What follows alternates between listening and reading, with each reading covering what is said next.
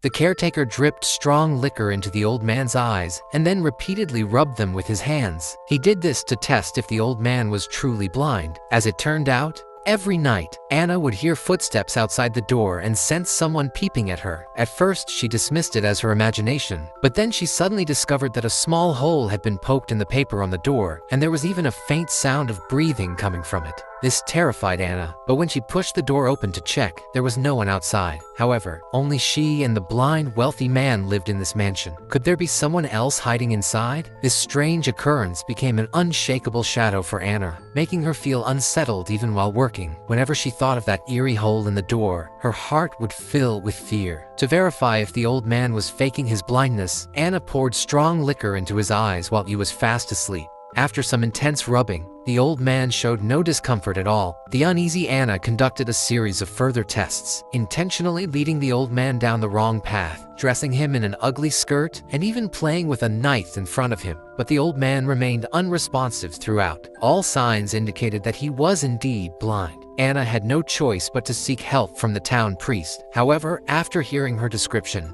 the priest adamantly declared it impossible. The priest said that the wealthy man had indeed been blind for a long time and was very kind, and would never do such a despicable thing. The priest believed Anna's hallucinations were caused by mental disorder and advised her to rest early at night. However, that very night, the unsettling footsteps appeared again right on schedule. Even more bizarre, another hole had appeared on the door. Anna was now convinced that someone was spying on her. She quietly drew out a dagger, wanting to find this person, but outside the door was still empty as always. As time passed, more and more holes appeared on the door, but every time she went out to check, there was never a single person outside. As this went on, Anna's face grew increasingly pale and haggard, and several holes had been chiseled in the door. This made Anna completely lose her sense of security. She no longer dared to close her eyes and rest, and could only tightly grip her dagger while constantly watching the door. At the slightest sound outside, she would immediately rush out to check, then quickly dart back into the room after confirming no one was there. At this moment, Anna sensed movement behind her. She turned her head trembling,